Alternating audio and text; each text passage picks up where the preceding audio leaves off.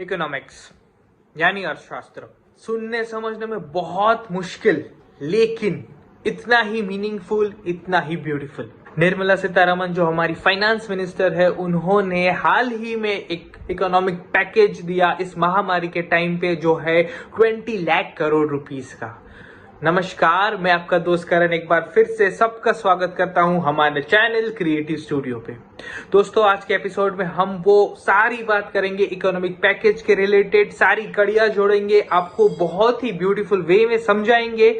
हाँ, ये तो वीडियो थोड़ा सा लंबा है, लेकिन मेरी आपसे दरख्वास्त है कि पूरी कहानी फ्रॉम टॉप टू बॉटम समझने के लिए आप उस वीडियो को पूरा देखिए। तो चलिए आज की कहानी शुरू करते हैं। वर्ल्ड ऑफ इकोनॉमिक्स, अर्थशास्त्र की दुनिया में एक बहुत ही फंडामेंटल प्रिंसिपल काम करता है, वो है इंसेंटिव यानी प्रोत्साहन। लोगों को सही टाइम पे सही प्रोत्साहन मिलेगा तो वो काम करेंगे और इवेंचुअली सही इकोनॉमी बैठेगी और बहुत ब्यूटीफुल वे में रन करेगी। That's one point. और सेकेंड पॉइंट है, गवर्नमेंट ऑफ इंडिया ने पूरे इंस्टीट्यूशन को एसएमई के लिए क्लासिफाई किया था। एसएमई ये है कि स्मॉल मीडियम एंटरप्राइज है, और उसके साथ एक और टर्म है माइक्रो एंटरप्राइज। सो एमएसएमई वो टोटल होता है। दोस्तों, एमएसएमई जो है वो इंडिया की रीढ़ की हड्डी, बैकबोन है, उसकी जीडीपी पे बहुत बड़ा असर होता है।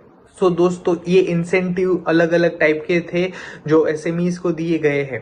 इसी के साथ जैसे जैसे एसएमईज ग्रो करती जाएंगी, उन इंसेंटिव्स का उपयोग करती जाएगी, तो वो माइक्रो से स्मॉल, स्मॉल से मीडियम और मीडियम से लार्ज एंटरप्राइज की तरफ जाती है। तो वो धीरे धीरे सेल्फ रिलायंस बनती है और उनका आत्मनिर्भरता बढ़ती है। हाउएवर, ये जो ओरिजिनल स्ट्रक्चर है उसमें एक बड़ा सा कैच है, प्रॉब्लम है।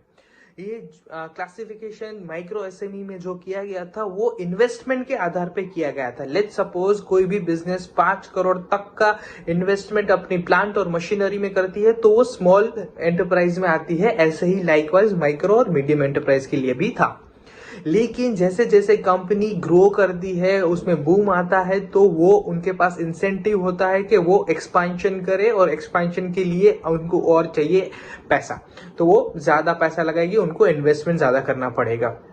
लेकिन ये जो ट्रांजिशन है यहाँ पे स्मॉल से मीडियम जाने का, तो उस चक्कर में उनको थोड़ा थोड़ा जो गवर्नमेंट का इंसेंटिव जो मिल रहा था, प्रोत्साहन मिल रहा था, स्कीम मिल रही थी, वो कम करनी पड़ेगी।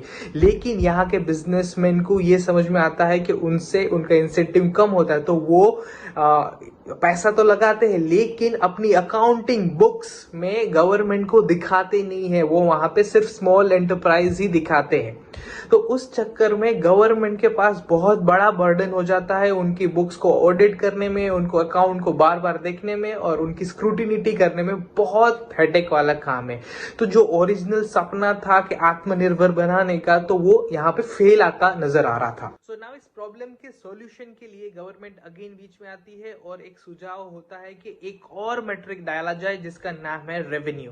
रेवेन्यू का डेटा बहुत इजीली अवेलेबल होता है। जीएसटी सेल्स का डेटा हर कहीं पे पोर्टल पे मिल जाता है, तो उनको ऑडिट करने में बहुत सुविधा रहती है। उसी के साथ बिजनेस जो भी है, उनका अभी जो भी बेनिफिट है वो रेवेन्यू के साथ जुड़ गया है और कम है इन्वेस्टमेंट के साथ, तो उनको भी कोई तकलीफ नहीं होनी चाहिए।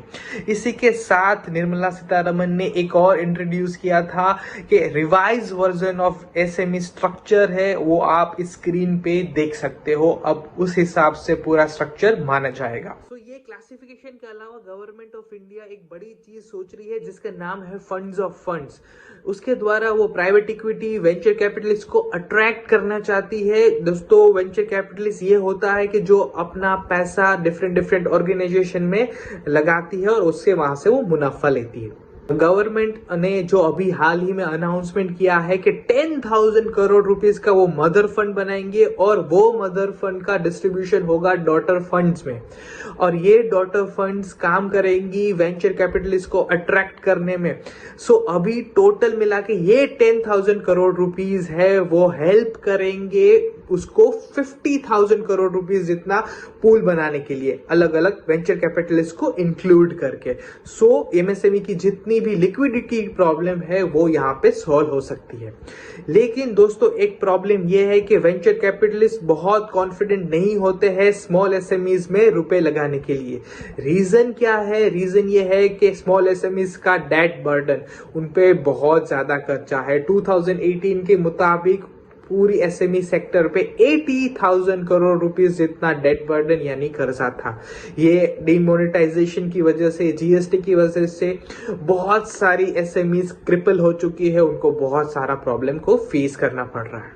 इस प्रॉब्लम का सॉल्व करने के लिए गवर्नमेंट एक बार फिर आती है और इस बारी वो 3 लाख करोड़ जितने बिजनेस लोन विदाउट कोलेटरल, यानी आपको कुछ भी गिरवी रखे बिना मिल सकते हैं, ऐसी अनाउंसमेंट होती है जिसमें सारे बिजनेस इंक्लूडिंग एमएसएमई भी शामिल होते हैं। दोस्तों इसमें क्या रचना होगी, उसमें क्या क्या सिस्टम्स होगी, वो अभी उस पर कुछ भी क्लियरिटी नहीं है, वो आने वाले समय में ज्यादा क्लियर होगी। लेकिन उसका मीनिंग क्या है? अगर आपका कोई बिजनेस है और आपके पास कोई आउटस्टैंडिंग लोन है तो उस आउटस्टैंडिंग लोन का आपको 20% जितना एक्सटेंशन यानी ज्यादा लोन ले सकते हो। और उसकी समय मर्यादा क्या होगी पे करने की? उसकी समय मर्यादा होगी 4 साल। उसमें पहला साल आप अगर चाहे तो पे नहीं कर सकते कुछ भी इंटरेस्ट, वो है आपका मोराटोरियम पीरियड। दोस्तों आप मोराटोरियम पीरियड के बारे में कुछ ज्यादा जानना चाहते हैं तो हमारा फर्स्ट एपिसोड को देखिए, उसमें आपकी सारी जानकारी आपको मिल पाएगी। दोस्तों यहाँ पे गवर्नमेंट आपका एज ए गारंटर बनेगी। अगर आप लोन पे नहीं कर पाएंगे तो गवर्नमेंट आपके प्रिंसिपल को, आपके इंटरेस्ट को पे करेगी। बल्कि यहाँ पे जब गवर्नमेंट खुद गारंटर है तो बैंक को ज्यादा इंसेंटिव मिलेगा कि आपको वो लोन देगी। तो उस वे में एज ऑफ नाउ, आज के लिए, आज की परिस्थितियों के लिए एसएमईज को स्टेडी रखने के लिए, फ्लोट करने के लिए, जिंदा रखने के लिए ये अच्छा जरिया है। दोस्तों अब बात करेंगे प्रोटेक्टिव पॉलिसीज के बारे में। प्रोटेक्टिव पॉलिसी ये होता है कि कोई भी गवर्नमेंट अपने स्मॉल और मीडियम इंडस्ट्री है उनको प्रोटेक्ट करती है अगेंस्ट बाहर के बड़े फॉरेन प्लेयर्स के साथ। तो यहाँ पे 2 लोग हैं, एक मतलब बोलते हैं कि फॉरेन प्लेयर्स ग्लोबल प्लेयर को अलाउ करना चाहिए क्योंकि वो बहुत सस्ते में चीजें बना देते हैं और उसी के साथ टैक्स भी हमें कम देना पड़ता है। लेकिन दूसरी लॉबी बहुत इंपॉर्टेंटली ये बात बताती है कि वो फॉरेन प्लेयर्स इसीलिए बना पाते हैं क्योंकि उनका स्केल ज्यादा है, वो बहुत बड़ी मात्रा में चीजें बनाते हैं। लेकिन हमारी इंडस्ट्री को अगर गवर्नमेंट का सपोर्ट मिला तो हम भी बड़ी मात्रा में बनाएंगे और चीज को ज्यादा चीपर वे में मेड कर सकते हैं और उसके साथ सेल भी कर सकते हैं। तो उनके पॉइंट बहुत ब्यूटीफुल वे में इस बारी अनाउंसमेंट किया गया गवर्नमेंट ने कि 200 करोड़ तक का कोई भी ग्लोबल टेंडर होगा, उसमें कोई भी गवर्नमेंट में से सिर्फ और सिर्फ एसएमईज को प्रेफरेंस दिया जाएगा। वहां पे कोई भी ग्लोबल प्लेयर को 200 करोड़ तक का कोई प्रोजेक्ट होगा उसमें इंक्लूड नहीं किया जाएगा। क्या government 20 lakh crore rupees actual में स्पेंड कर रही है? हाँ, उनको पे करना पड़ेगा। अगर बिजनेस डिफॉल्ट हो गए, उनका बैंकरप्ट हो गए तो उनका प्रिंसिपल इंटरेस्ट देना पड़ेगा। उसके साथ उनको मदर फंड में भी पैसे रखने पड़ेंगे। लेकिन दोस्तों ये सारा का सारा बहुत ही फ्रैक्शन है, उस 20 लाख करोड़ का बिग फिगर का कुछ ही परसेंटेज है। बल्कि यहाँ पे जितना भी ज्यादा बल्क पैसा है वो आरबीआई के थ्रू डिफरेंट वे में एट्रीब्यूट किया जाएगा। सो ये अगर आपको मिसकंसेप्शन है कि 20 लाख करोड़ रुपीस सारे के सारे स्पेंड हो रहे हैं तो ऐसा कुछ नहीं है। लेकिन एक क्वेश्चन ये है, क्या 20 करोड़ रुपीस स्पेंड करने चाहिए? बिल्कुल नहीं। उसके कॉन्सिक्वेंसेस है क्योंकि इस पूरे इकोनॉमिक वर्ल्ड में फ्री लंच, मुफ्त के खाना जैसा कोई चीज नहीं है। तो वो चीज भी आपको इंपॉर्टेंटली ध्यान रखनी चाहिए। लेकिन हाँ, क्या क्या निर्मला सीतारमन अभी डिसाइड करेगी, उनका कैश आउटफ्लो क्या होगा, कैसे कैसे कैश को यूज होगा, उसकी प्रॉपर सेमेंटिक होपफुली आने वाले समय पे हमें मिलेगी तो हमें ज्यादा चीजें क्लियर होगी। चलिए फाइनली अब उससे आगे क्या, अगर कोई और ओकेशन होता तो हम बिल्कुल ही आपको सफेद, काला, ब्लैक एंड व्हाइट में आंसर देते। लेकिन ये एरिया बहुत ग्रे है क्योंकि हाफ ऑफ द पॉपुलेशन को पता नहीं कि what kind of measure it is.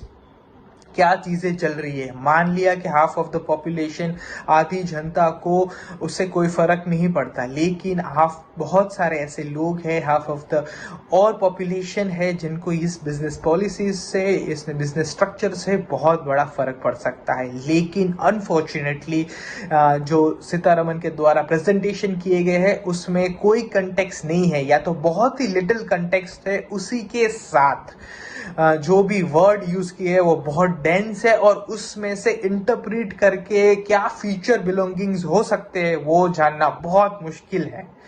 तो वो आने वाले टाइम पे ही ज्यादा क्लियर होगा जब और अनाउंसमेंट होगी। दोस्तों, आज के एपिसोड में बस इतना ही। अगर आपको हमारा एपिसोड अच्छा लगा हो तो प्लीज उसे लाइक करें, शेयर करें और प्लीज सब्सक्राइब करें। Till then, do take care of yourself. Good day. Jai Hind.